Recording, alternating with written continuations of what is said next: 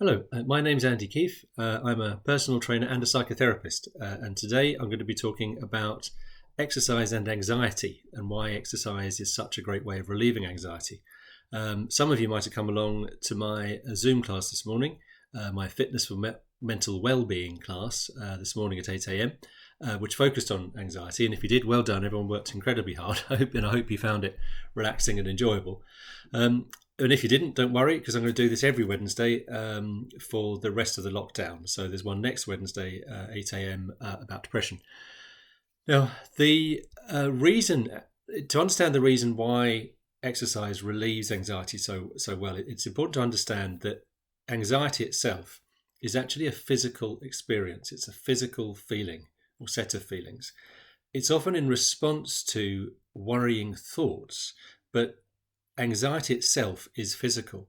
So when you're anxious, for instance, do you ever notice that your heart beats faster, that your breathing gets quicker and shallower? Maybe your palms sweat, maybe your muscles tense up, maybe you get an uncomfortable sort of feeling like butterflies in your stomach, possibly you get sort of tension in your neck and across your shoulders. That's anxiety, the physical feeling, and it happens because of something called the fight or flight mechanism, which you may have heard of. When we feel threatened or at risk, or we think there's something stressful going on, or something that could put us in danger or be difficult, or something awful is about to happen, the alarm system of our brain, the burglar alarm, if you like, the smoke detector, as it's sometimes known as, the amygdala, sends out stress hormones around the body to get the body ready for something, to literally fight the danger or run away from it.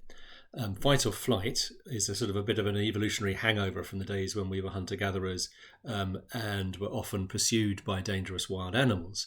In such a situation, if you're being pursued by a dangerous tiger or a woolly mammoth or something, the ability to run away, in particular, and possibly even sometimes fight it, is extremely helpful.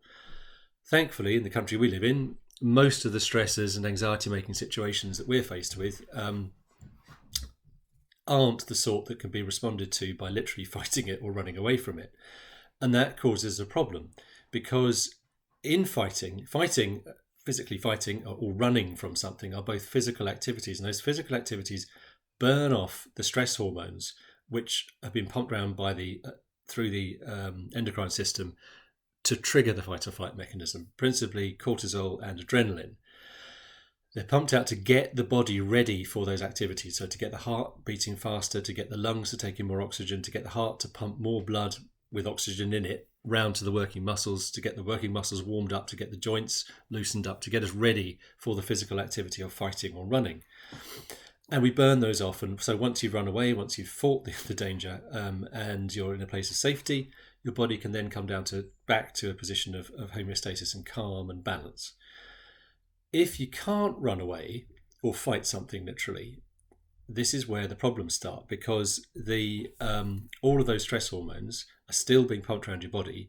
Your heart's still beating. Your lungs are getting more air in, and it creates that kind of agitated feeling, the angsty kind of uncomfortable feeling so familiar to so many people of anxiety. Now, clearly, I'm a psychotherapist as well as a PT, so obviously you can expect me to say this.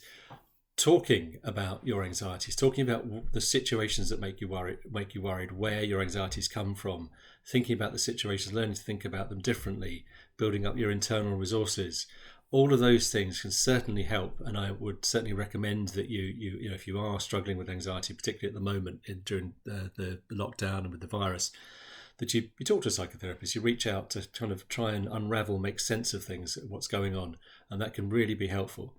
But I'm also advocating that we move more and exercise more, because physical movement, and it doesn't have to involve fighting. Be good if running would be great. Definitely involve running would be fantastic. Although I think boxercise is a great way sometimes safe way to get rid of some of that pent up sort of tension. But really anything, a workout like we're doing on Wednesday mornings, will certainly help, but also just walking, running, as I said, dancing, gardening, yoga, Tai Chi, all kinds of things that you can do. Sort of housework, just getting up and moving around a little bit. All of those things will help burn off some of that excess energy, that excess stress, those excess stress hormones.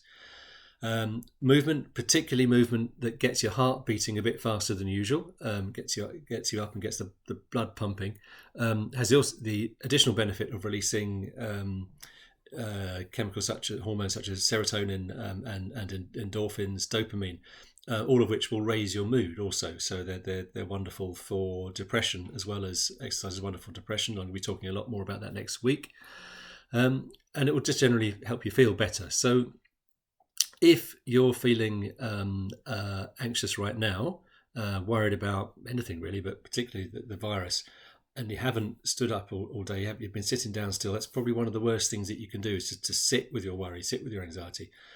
Get up, move about, go for a walk, run up the stairs, just walk around the flat if you're living in an enclosed space. And I guarantee, just move around, dance a bit, maybe do a bit of stretching. All of those things will help, and please do start moving. I can't recommend it highly enough. And if you'd like to find out more about this, please come along to my next Wednesday, May the 13th, 8 a.m.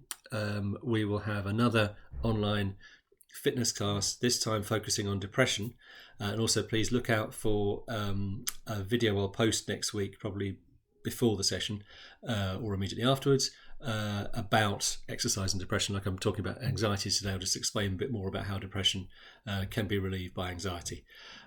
So it's enough from me. As I said, please get up and move. I guarantee it will help and make you feel better. And I hope to see you soon at one of the online fitness sessions. Goodbye.